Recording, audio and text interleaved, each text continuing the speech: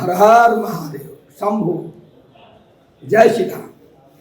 इस साल कब है महाशिवरात्रि, जाने सही तिथि, शुभ मुहूर्त, पूजा विधि और महत्व।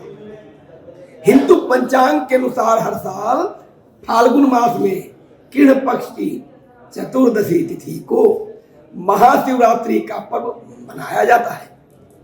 मान्यता है कि इस दिन शिव जी और माता पार्वती का विवाह हुआ था, इसलिए यह पर्व हर साल शिव भक्तों द्वारा धूमधाम से मनाया जाता है। महाशिवरात्रि के दिन शिव जी के जितने भी भक्त हैं वो श्रद्धा पूर्वक विश्वास के साथ व्रत रखते हैं और विधि विधान से शिव गौरी का पूजन करते हैं। ऐसा कहा जाता है कि महाशिवरात्रि के दिन भगवान भोलेनाथ पृथ्वी पर मौजूद होते हैं।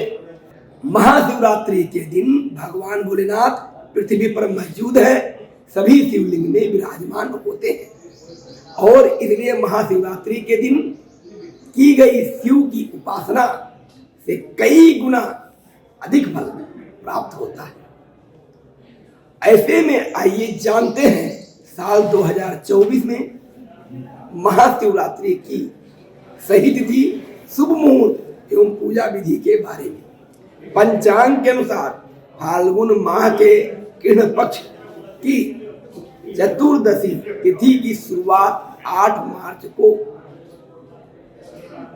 इसका समापन जो है अगले दिन 9 मार्च को संध्या काल 6:17 पर हो रहा है।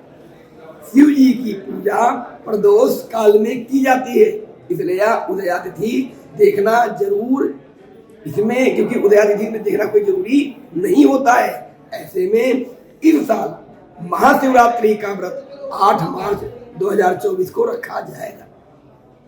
महाशिवरात्रि की पूजा विधि और उसके बारे में हम आपको कुछ बताने का प्रयास कर रहे हैं। थोड़ा सा गला बैठा हुआ है, लेकिन फिर भी हम प्रयास करेंगे कि आप लोग विधि विधान से इस पूजा को करें, आपका कल्याण हो। तो महाशिवरात्रि की पूजा विधि। महाशिवरात्रि के दिन प्रातः काल उठकर स्नान आदि करके पूरी श्रद्धा के साथ भगवान शिव शंकर के आगे व्रत का संकल्प लें। संकल्प के दौरान उपवास की अवधि पूरा करने के लिए शिव जी का आशीर्वाद लें।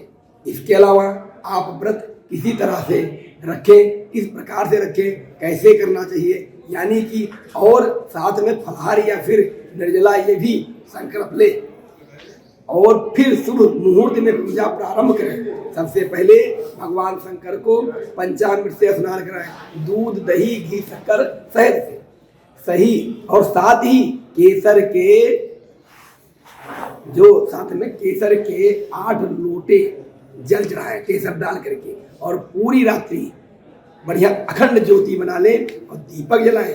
इसके अलावा चंदन का तिलक लगाएं, भगवान बेलपत्र भोलेनाथ को समर्पित करें, भगवान को धतूरा समर्पित करें, भांग समर्पित करें।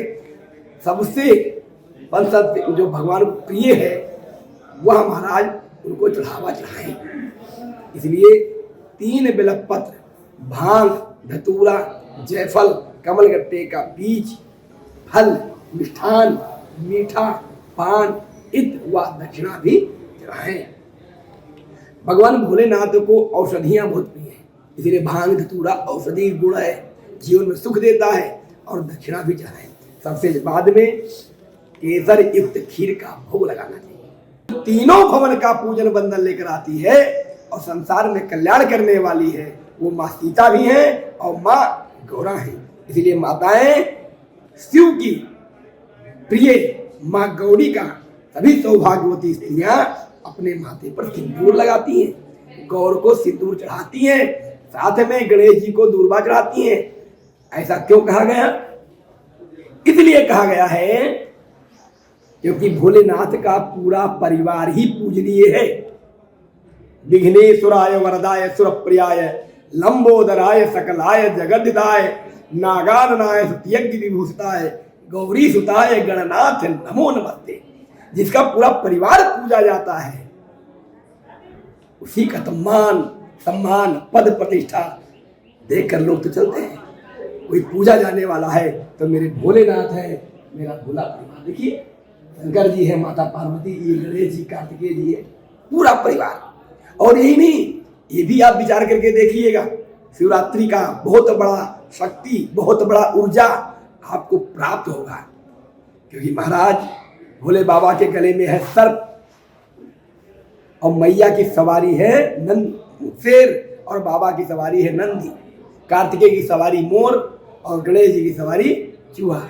मानो एक दूसरे के बैरी है, फिर भी मेरे भोले बाबा और मैया गौरी ने सबको जोड़ करके साथ में रखा। ऐसे ही परिवार होता है, ऐसे ही समाज होता है। लेकिन जब परिवार का मुखिया सही होता है तो परिवार में कभी द्वेष नहीं आता है। इसीलिए महाशिवरात्रि मनाने का एक प्रक्रिया ये भी है कि माता पार्वती बाबा भोले के विवाह के उपलक्ष्य में जब हम मनाते हैं तो इससे सीख मिलता है कि हम परिवार को जोड़कर चलना चाहिए, ना कि तोड़कर। जो तोड़ने आता है वह छूट जाता है और जोड़कर जो चलता है उसका परिवार सम्मानित होता है। इसलिए संसार में आज भोले बाबा ही पूजनीय है। और कि तब महाराज रामचंद्र भगवान हमारे परिवार सहित पूजे जाते हैं।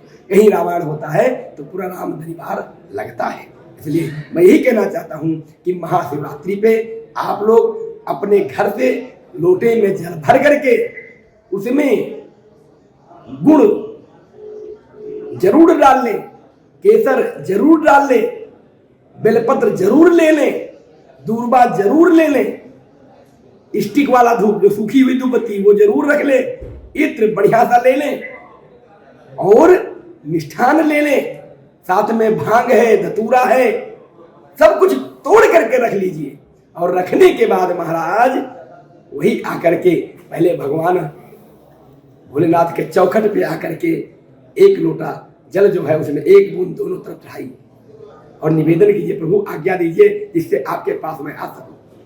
माता गौरा से निवेदन कीजिए, एक बूंद जल गिरा करके, हे माँ मुझे भोलेनाथ को जल चढ़ाना है, आप आदेश करें। माँ सदैव अपने बच्चे का कल्याण करने के लिए तत्पर रहती है, इसलिए अनुमति देती है। और फिर भोले बाबा के अर्घ के पास जाइए और वहां पर जाने पास पहले गणेश जी को ध्यान कीजिए, फिर गौरी जी को ध्यान कीजिए, कार्तिकेय जी को ध्यान कीजिए, अशोक सुंदरी को ध्यान कीजिए। उसके बाद में भोले पर जल चढ़ाना शुरू कर दीजिए। जल चढ़ाने के बाद भगवान भोले पर तिलक लगाए, उनके मस्तक पर तिलक लगाने के बाद में फिर बढ़िया सा बेलपत्र चढ़ाएं, भांग चढ़ाएं, धतूरा चढ़ाएं। उसके बाद में श्रृंगार करने के बाद में बढ़िया से ध्यान करें और कहें, हे भोले मेरे में कुछ नहीं है, जो कुछ आप है। ऐसे जैसे आपका परिवार संसार में प्रकाशित हो रहा है, ऐसे यही चाहता हूँ मेरा भी परिवार प्रकाशित हो। जिस बेटी का विवाह नहीं होता है वो भोले को जल चढ़ाए, शिवरात्रि के दिन कल्याण जरूर होगा। रात्रि में जागरण भी करना चाहिए। विश्वास से कहूंगा वर्ष में आपको समस्या नहीं आएगी।